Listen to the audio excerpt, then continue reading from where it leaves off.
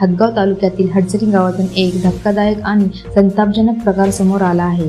प्रशासनाचे आदेश धाब्यावर बसून एका साखर कारखान्याने चक्क सार्वजनिक गायरान जमिनीवर डल्ला मारला आहे। विशेष म्हणजे माननीय तहसीलदारांनी या कामाला स्थगिती दिली असतानाही कारखान्याची मुजोरी थांबलेली नाही। स्थगिती आदेशाला केराची टोपली दाखवत या कारखान्याने रात्रीतून अतिक्रमणाची भिंत उभी केली आहे। या अनधिकृत अतिक्रमणाबाबत हडसणीतील गावकरी आणि संदेश पाटील हडसणीकर यांचे काय म्हणणे आहे, पहा हा सविस्तर रिपोर्ट।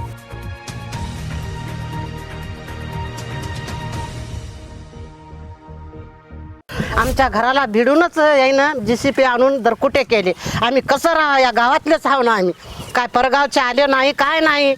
खरंच पाहिलं तर कुठून आले बापा आणि राहिले म्हणून नाही। सगळ्या पाटील लोकाला गावाला विचारा की आम्ही येतले हो की न हो, आमचं घर येऊन बघा आधी कसं झालं आणि काय नाही ते। कोण आहे आमच्या छोटे छोटे म्हणजे 2 लेकरं आहेत, दुसरं काय लेकरं एक होतं ते वारून गेलं। आता काल येऊन साहेबाला सांगलं तिथं, आम्हाला काय माहीत नाही बोले, आम्हाला जे काय माहीत आहे ते बोले आम्हाला सांगलं तितकं करावं लागते। तर कर तर पहा तुम्ही भीती कशी झाली आमची बांधलेली, कोण बांधून देवा ते। आता तुमचा कारखाना झाला म्हणून काय झालं, हां आम्हाला जराशी लगे करायला जागा नाही, काय करा त्याला। मी गंगाधर सटवाजी घुंगरराव राहणार हडसणीचा रहिवासी आहे आणि माझ्या गावाला लागूनच साखर कारखाना आहे। या कारखान्याला जी जमीन मिळाली ती कारखान्यामध्ये ज्या ज्या शेतकऱ्याची जमीन गेली ती जमीन फक्त मिळालेली आहे आणि उर्वरित काही जमीन जी या गावी आहे ती गायरान म्हणून आहे। आणि हे गायरान शेतकऱ्यांना ढोरं वासरं चारण्यासाठी किंवा गावातील काही जागेची अभावी काही त्यांना जर जागा कमी पडली तर त्यांना वापरण्यासाठी आहे। परंतु ह्या कारखान्यानं काय केलं, शेतकऱ्याची जमीन त्यांना जे काही मोबदला द्यायचा होता ते जमीन त्यांनी विकत घेतली आणि त्या ठिकाणी त्यांनी कारखाना केला। त्यानंतर गावठाण्याची जी जमीन आहे, जी गायरान आहे, जी गावाच्या हक्काची आहे, त्या जागेमध्ये त्या काळचे तलाव आहेत, कारण त्या गावच्या माया बहिणी त्या ठिकाणी धुण्यासाठी जात असत किंवा पाणी जर कमी पडू नये म्हणून पाणी अडवण्यात आलेलं होतं तेही त्या ठिकाणी साचवण्यात येते।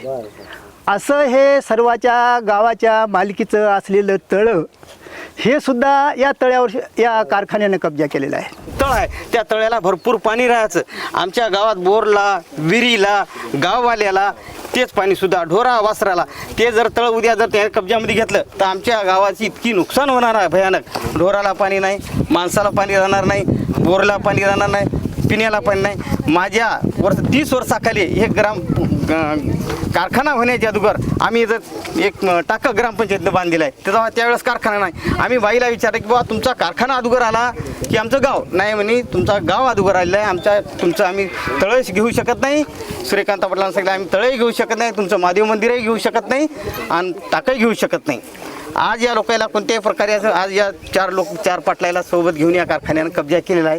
कुठून काय नमुना नंबरची 2 मध्ये कशी केली, 2 मध्ये 1 कशी काय केली, किती पैसा कोणाला दिला, गाववाल्याला दिला, एक कलेक्टरला दिला, एक तहसीलदार, ते आम्हाला काय माहीत नाही। पण एवढंच की आमची जी ग्रामपंचायतीची जी हद्द आहे या कारखान्याने हद्द सोडावी, हे आमचं तळंसुद्धा सोडावं। आमचा महादेव शिवरनाथ म्हणून आहे, ते शिवरनाथसुद्धा सोडावं। मी गावचा नागरिक आहे, संदेश पाटील हडसणीकर, युवासेना जिल्हा प्रमुख। मी गेल्या 4 दिवसापूर्वी या कामासाठी तहसीलदार साहेबाकडे आणि SDM साहेबाकडे अर्ज दिला होता की काम तात्काळ बंद करा, कारण जी हद्द आहे ते तिथून सरळ वर गेलेली आहे। पहिली हद्द सन्माननीय निळू पाटलाच्या काळामध्ये हे कारखाना झाला होता, त्यांनी गावाला फक्त कारखान्याला हे जागा दिली होती क्वार्टरसाठी, पण यांनी आता तिथं कारखान्याच्या 2 किलोमीटर अंतरावर आहे, पण या ठिकाणी यांनी आता हद्द टाकत आहेत। याचं म्हणणं असं आहे पूर्ण गायरान 87/1 मधलं हे जेवढं काही या बाळकाटाच्या गायरान आहे पूर्ण, याच्यामध्ये शेतकी तळा आहे किंवा आता बौद्ध स्मशानभूमी आहे, हे सगळं याच्यामध्ये आहे म्हणून सांगत आहे ते। आता त्याच्यामुळं आम्ही सगळेजण आज सकाळी सगळे गाववाले इथं ठिकाणी होते आज पूर्ण गावाचं म्हणणं असं आहे बाबा हे आमचं जर वैभव गेलं आता उद्या आम्हाला इथं जिमसाठी किंवा क्रीडांगणासाठी स्टेडियमसाठी गावाला जागा एकही शिल्लक नाही. बरं ते जाऊ द्या, आता गावामध्ये एखादं समजा घर कोणाला जागा नसेल तर शासन असं करते की ज्या ठिकाणी गायठाण जमीन आहे किंवा गायरान आहे त्या ठिकाणी शासन त्यांना घरकुलासाठी जागा येते उपलब्ध करून. आता उद्या जर घरकुल कोणाच्या बाजू इथे जागा कोणात नाही, आता आमच्या मुस्लिम समाजात शादीखाना मंजूर आहे पण आम्हाला जागेअभावी इथं थांबावं लागेल, तर त्यांना इथं बघा तुम्ही 50 बाई या 30 काय 40-100 जागा दिली इथं. आता एवढ्या जागेमध्ये शादीखाना होते का? होत नाही. असं प्रत्येक समाजाच्या अडचणी आहेत. त्या अडचणीसाठी या लोकांचे सगळेच म्हणणं आहे बाबा हे कामच नाही व्हायला पाहिजे म्हणून आम्ही सर्वजण या ठिकाणी आहोत. माझा तर तीव्र कारखान्याविषयी नाराजी आहे. बाबा तुम्ही हे पहिले काम रोखवा आणि तुमची हद्द काय आहे ते पलीकडे करा, कारण काही आम्हाला मान्यत नाही. आमचा जीव गेला तरी चालेल पण आम्ही हे काम होऊ देणार नाही. याच्यानंतर मग कोणी गावातले मोठे मोठे पाटला आले कोणी आला आम्हाला काही घेणं देणं नाही. आणि बघा तुम्ही याच्यामध्ये आता हे तर पाया होता या शेतकऱ्याचा म्हणजे गाववाल्याचा घरवाल्याचा, हे पाया सुद्धा पाडला यांनी. म्हणजे इतकं असं गावाच्या भिडून जायचं काय गरज आहे? यायचं तर म्हणणं असं आहे की हे सगळे आबादीत आमच्या अंडरमध्ये आहे. म्हणजे हे बसले की नाही हे लोक, हे जुल्म बसले आमच्या जागेमध्ये. हे शाळा सुद्धा आमच्या याच्यामध्ये आहे, मस्जिद आमच्यामध्ये आहे, पार वारक आमच्या तर श्रीमंगलीचं घर आहे त्या वारक समाजाच्या घरापर्यंत आमची जागा आहे, याची नोंद आहे म्हणा अशी.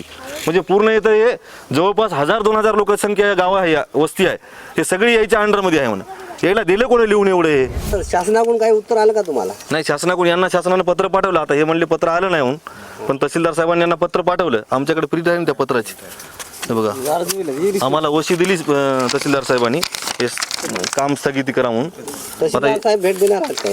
आता येतील ना ते, आता येतं काम होऊ देणार नाही म्हणजे आता हे काहीतरी करतील आम्ही काहीतरी करल. आता हे पुढे आता काय होते की, पण आम्ही होऊ देणार नाही. तरी काम चालू जर राहिलं तर याच्या पुढचं तुमचं काय धोरण राहणार? आंदोलन करू ना, उपोषणाला बसू आम्ही. कामच करत नाही तो आमच्या पुढे काय आहे कारखाना, याची काय ताकद आहे आमच्या पुढे काम करायला?